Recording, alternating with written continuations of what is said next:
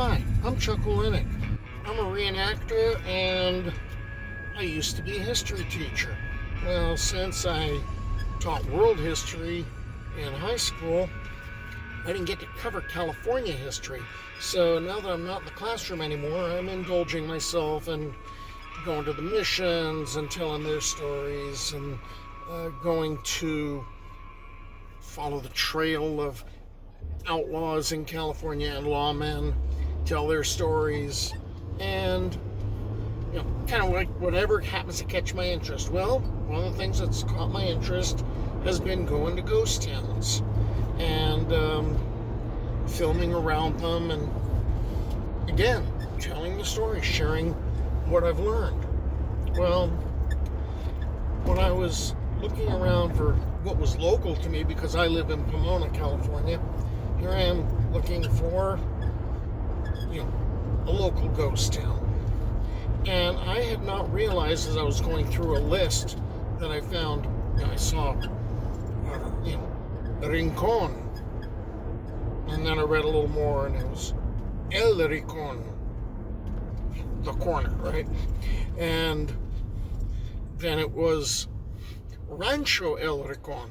I'm like, why is this listed in a place with ghost towns? All right.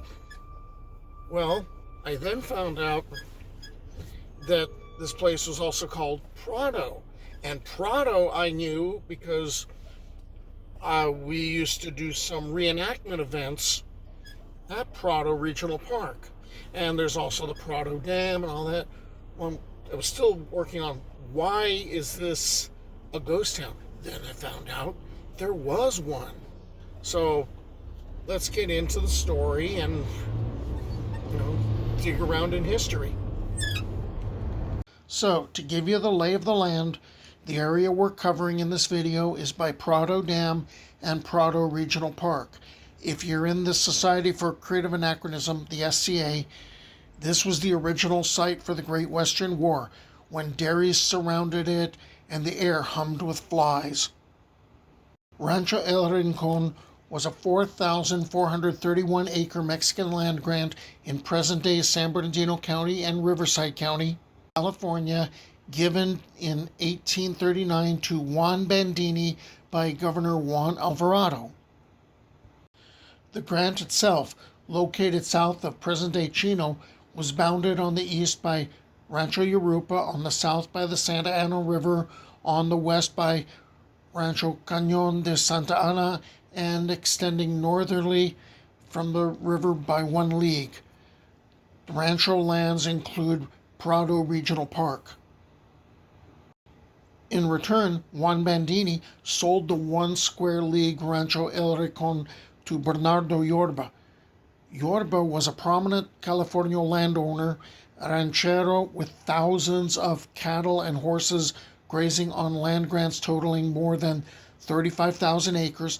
He was a politician and a public figure, elected to serve as juez de campo and auxiliary alcalde several times. He was also one of the wealthiest men in early 19th century California. Yorba had also served as alcalde or mayor of Santa Ana. The city of Yorba Linda is named after him. So, the Yorba-Slaughter Adobe that's behind me, okay, that got built by Bernardo's son, Raimundo, in 1851, and he called it Buena Vista. Okay, it was basically a single story, 4 rooms side by side. Each room had an exterior door, or an exit.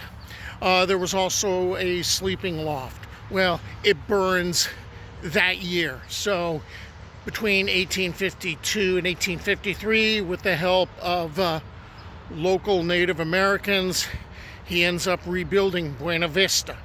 Okay, so here's something that sucked for the Yorba family, and actually if you were any Californio who was granted land by the Mexican government.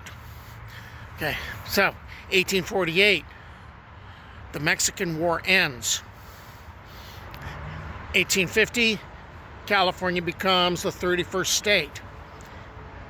And what ends up happening is if you owned land under a Mexican grant, you had to reapply to keep your property. And of course, this was really a hideously expensive prospect, and it took for freaking ever to resolve it. And the Yorba family actually got title back to the land in 1879. But of course, by that point, I think like 1858, Bernardo's dead, so I would imagine that had fallen to Raimundo. The road at the foot of the hill was a regularly used part of the Fort Yuma to Los Angeles Road, and the Yorba Adobe was an optional stage stop for the Butterfield Overland Mail from 1858 until the start of the Civil War. This makes a lot of sense. If you're coming up the I-15 from Temecula, that was part of the route that was the Butterfield stage line.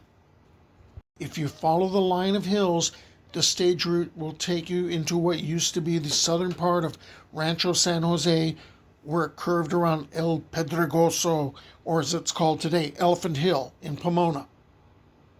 Okay, so this is where I copped to something that I did not know, but I had a mistaken belief for a lot of years. I'd passed by this place, well, not really by it, but I'd seen the signs forever, and, it said Yorba-Slaughter Adobe. I assumed it was called that because something really bad must have happened here. And it turns out that slaughter wasn't a description or an act, it was a name. Fenton M. Slaughter was a veteran of the Mexican War and later a blacksmith and surveyor. In 1854, he'd moved to the Los Angeles area and began raising merino sheep with John A. Rowland. In 1868, he purchased El Rincon from Raimundo Yorba. The plot included the Yorba-Slaughter Adobe, one of the oldest standing adobe residences in San Bernardino County, and where Slaughter lived with his family until his death. As a result of this land purchase, he was able to vastly increase his wealth and influence. Okay, so this is where I copped to my ignorance again. I was trying to figure out, why was this listed as a ghost town? Because everything I'm seeing is, okay, it was a land grant, it was a rancho. Okay, I get it.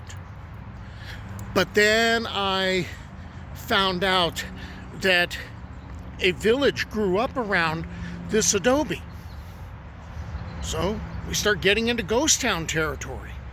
All right, so here's where we get this village growing up into a town. 1870, a post office was established. It was probably in the adobe itself, and Slaughter was the postmaster until 1873. Oh, by the way, the post office will be reestablished in like 1887, and then it'll go to 1907 when there's going to be a name change, and I'll get to that. Okay, there was a general store, and you could see the way it looks now, a saloon, a blacksmith shop, and a dairy. Slaughter established the Vine Slope Winery by 1879 and built a larger winery in 1887. He had 40 acres of wine grapes in production by that time. He also had a herd of 50 thoroughbred cattle and was successful in raising racehorses. Fenton M. Slaughter died at the adobe in 1897, leaving 9 children.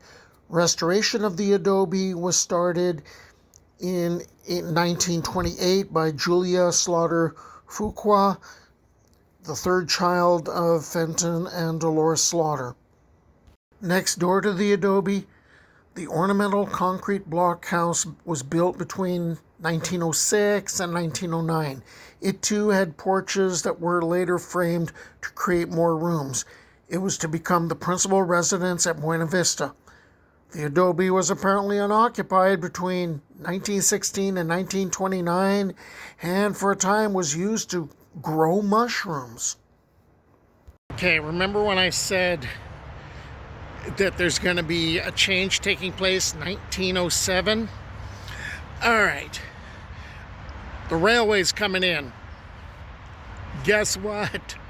There's already several towns or several stops that they had called the Rincon. They said, hey, you guys got to change the name. You can't be the corner anymore. So they become, as a community, Prado, Meadow. Okay, and so that means since the name has changed, now the post office gets a new designation, and that's going to last until like 1937. Because what's going to happen is in 1938, there is a massive flood. And in 1941, the Army ends up building Prado Dam, basically telling the residents, hey, you got to leave. The adobe was designated California State Historical Landmark number 191 in 1934, and the property was purchased by the county of San Bernardino in 1971. It was added to the National Register of Historic Places in 1975, and major restoration and seismic retrofitting of the adobe was completed in 2000. Currently, the site is closed. Okay, so that's it for Rancho El Rincon, or the ghost town of Rincon, or the ghost town of Prado, and the Yorba family, and the Slaughter family, and the Yorba-Slaughter Adobe. So, I'll see you folks later. I'm going to go look for other adventures. Bye.